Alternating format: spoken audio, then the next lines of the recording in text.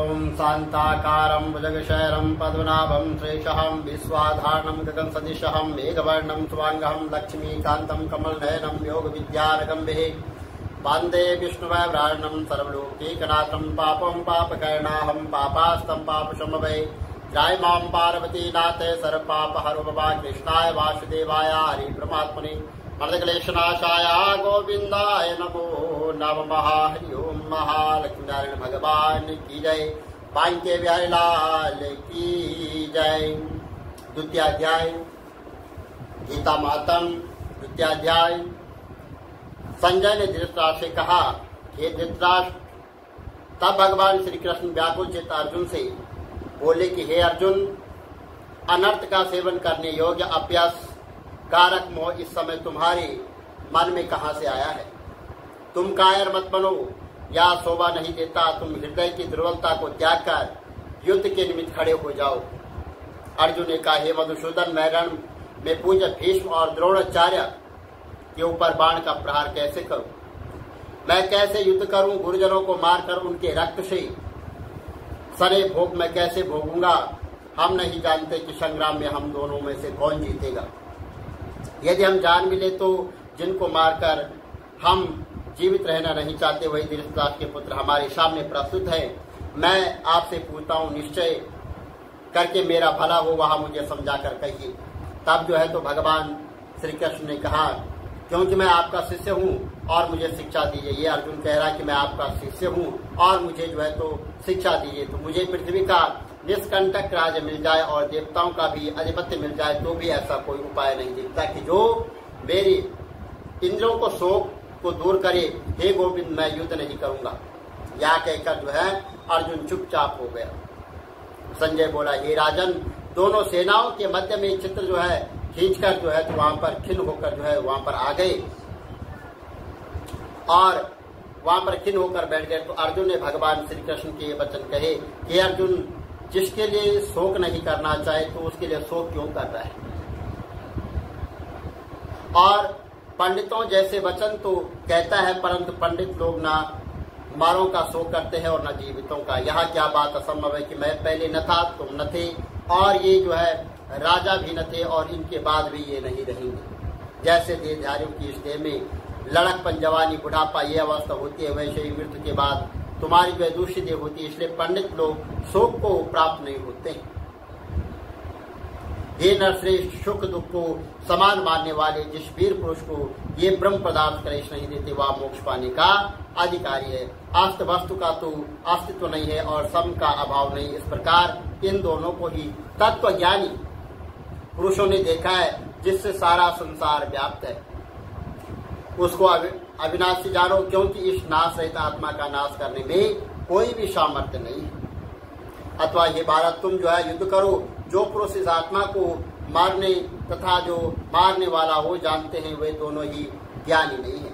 जो ऐसा सोचते हैं कि ये मरने वाली है, मारने वाली है, तो दोनों ज्ञानी, क्योंकि यह आत्मा न तो मरती है और न मारती है। आत्मा न कभी जन्मती है और न कभी वो जो है मृत्यु को प्राप्त होती है। नष्ट होने वाला होने पर भी वह नाश को प्राप्त नहीं हो जाती। जो पुरुष इस आत्मा को नित्य अविनाशी और निर्विकारी और अजन्मा जानता है वह किसको घात करवाएगा और किसको मारेगा। जिस प्रकार मनुष्य पुराने वस्त्रों को फेंक कर जो है नए वस्त्र ग्रहण करता है, ठीक उसी प्रकार पुरानी जो मतलब आत्मा है वो पुरानी देह को छोड़कर नई देह धारण कर देती है। आत्मा को शास्त्र नहीं काट सकता है, शस्त्र नहीं काट सकता है, अग्नि नहीं जला सकती है, जल नहीं भिगो सकता है। यह अविनाशी और सर्वव्यापी है, स्थिर है, अचल है, सनातन है। इन इंद्रियों से नहीं जानी जा सकती, यहाँ कल्पना से भी जो है परे। इसलिए ऐसा जानते हुए तुम्हें शोक नहीं करना उचित नहीं। ये मान भाव, यदि तुम इस आत्मा का नित्य जन्म लेने और नित्य मरने वाली को मानते हो तो तुमको शोक नहीं करना चाहिए, क्योंकि जो जन्मा है उसकी मृत्यु और जिसकी मृत्यु हुई है उसका जन्म जो है वो निश्चित है। अतः जो बात अनिवार्य है उसके लिए सोच करना व्यर्थ है। जन्म लेने से पहले क्या था किसी को मालूम नहीं है, और फिर मरने के पीछे क्या होगा कोई नहीं जान सकता है। ऐसी दशा में किस बात का सोच करना तुमको उचित है? इस कारण सब प्राणियों के विषय में तुमको सोच करना उचित नहीं है। अपने धर्म को भी सोचकर तुम घबराना उचित नहीं है। मत घबराओ और क्योंकि क्षत्रिय को धर्म पूर्वक युद्ध से और कुछ भला करने वाला नहीं है। क्षत्रियों को जो है युद्ध में जो है वही शोभा देता है, इसलिए आप जो है युद्ध करो। हे पार्थ, बिना के कुछ स्वर्ग द्वार रूप यह युद्ध तुमको स्वतः प्राप्त हुआ। यदि तुम अपने धर्म के अनुसार इस संग्राम को न करोगे तो अपनी धर्म और बड़ाई जो है वो खो बैठोगे। सब लोग सदा तुम्हारी अपकीर्ति करेंगे और प्रतिष्ठा वाले पुरुषों के लिए अपयश का होना मृत्यु से भी बढ़कर है। ये महारथी समझेंगे कि अर्जुन डरकर संग्राम से हट गया और अब तक जो लोग तुम्हारा मान करते थे वे अपयश करने लगेंगे और शत्रु लोग तुम्हारे पराक्रम की निंदा करते हुए अनेक प्रकार के दुर्वचन कहेंगे। इससे बढ़कर जो है और कुछ दुख तुमको नहीं है। दुख तुमको और क्या होगा, यदि तुम युद्ध में नष्ट हो गए तो स्वर्ग के सुख भोगोगे और जीतने पर जो है पृथ्वी तल और का जो है आप राज्य करो। इसलिए युद्ध के निमित्त दृढ़ प्रतिज्ञा होकर खड़े हो जाओ। सुख दुख लाभ हानि जय पराजय इसको समान समझकर कभी ऐसा नहीं सोचना चाहिए कि मैं हार जाऊंगा, मेरे ऊपर कष्ट आ गया, ऐसा नहीं। इसको समान समझो, दुख हो चाहे सुख हो, चाहे हानि हो, लाभ हो, विजय हो और जो है हार हो जाए, इसको कभी जो है तो मतलब सीरियस नहीं लेना चाहिए। इसको समान समझो, सब बराबर है और पराजय को इनको समान समझकर लड़ने के लिए तैयार हो जाओ। ऐसे करने से तुम पाप को प्राप्त नहीं होंगे। हे पार्थ, यहाँ ज्ञान उपदेश ज्ञान योग के विषय में मैं तुमसे कहा गया है कि निष्काम कर्म योग के विषय में सुन। जिस प्रकार जो है जिस ज्ञान को पाकर जो है कर्म बंधन से तेरी मुक्ति होगी। कर्म योग मार्ग एक बार प्रारंभ किए बिना कर्म का नाश नहीं होता और विघ्न पड़ने पर भी शुभ फल प्राप्त होता है। इस कर्म का केवल प्रारंभ ही संसार के वय से छुड़ाकर पूर्ण ब्रह्मा को जो है प्राप्त होता है। निश्चय करने वाले की बुद्धि इस निष्काम कर्म में ही और कामना करने वाले पुरुषों की बुद्धि एकाग्र नहीं रहती, उनकी शाखा प्रशाखाएं होती है। ऐसी दशा में जो है मनुष्य संदेह में रह जाता है। ये अर्जुन अज्ञानी उस पशुपिता वाणी को स्वर्ग सुख से बढ़कर कुछ नहीं समझते और स्वर्ग सुख को जो उत्तम पुरुषार्थ मानते हैं उनकी कामनाओं से चित्त व्याकुल होने के कारण निश्चयात्मक बुद्धि मोक्ष साधना को नहीं उत्पन्न होता, जिस कारण उसका चित्त भोगादि में सदैव निग्र रहता है। जिस मनुष्य का चित्त इस प्रकार से मोह लिप्त हो और जिनकी अशक्ति भोग विलास ऐश्वर्य है, ऐसे पुरुष अंतकरण में निशात्मक बुद्धि नहीं होती। ये अर्जुन वेद त्रिगुणात्मक सकाम है और तुम निष्काम हो जाओ। सुख दुख को समान जानकर नित्य जो है भोग और क्षेम योग आदि स्वार्थों में न पड़कर धीरजवान और आत्मनिष्ठा हो। जैसे छोटे छोटे अनेक जलाशयों में मनुष्य का कार्य सिद्ध नहीं होता है, बड़े जलाशयों में ये सब प्रयोजन अनायास सिद्ध हो जाते हैं। इसी तरह संपूर्ण वेदों में कहा हुआ काम क्रोध का फल ब्रह्मा में भक्ति रखने वाले मनुष्य को सहज में ही प्राप्त होता है। तुमको केवल कर्म करना चाहिए, तुम्हारे अधिकार में नहीं है कि तुम तो न तो फल की अभिलाषा से काम करो और न तुम संयोग वस्तु होकर कर्म करो। यही कर्म ज्ञान यज्ञ बुद्धि संयोग सहित कर्म से अन्य अन्य कर्म अत्यहीन है। इसलिए तुम बुद्धि योग का आश्रय ग्रहण करो और फल की जो है तो इच्छा रखने वाले निष्कर्ष हो जाते हैं। निष्काम करने वाले पुरुष ईश्वर की कृपा से इस संसार में सकृत और दुष्कृति इन दोनों का ही त्याग कर देते। इसलिए तुम जो है निष्काम कर्म में प्रवृत्त हो जाओ। कर्म फल को त्याग कर ही बुद्धि युक्त ज्ञानी पुरुष जन्म बंधन से हटकर मोक्ष को प्राप्त होते हैं। जब तुम्हारी बुद्धि मोह वन में से बाहर निकल जाएगी तब तुम्हारा मन आगे सुनने वाली कथा हुई बातों से विरक्त हो जाएगा और अनेक स्मृतियों में वचनों को सुनने में तुम्हारी बुद्धि भ्रमित हो गई है। जिस समय वह निश्चल होकर आत्मा में स्थित होगी उस तभी तुमको तत्व ज्ञान प्राप्त होगा। अर्जुन ने पूछा, ये केशव आत्म स्वरूप और निश्चल बुद्धि वाला किसको कहा, उसके लक्षण क्या है? तो भगवान श्री कृष्ण जी बोले कि जो महापुरुष मन की सब कामनाओं को त्याग देता है और अपने आप में ही प्रसन्न रहता है उसको निश्चल बुद्धि कहते हैं।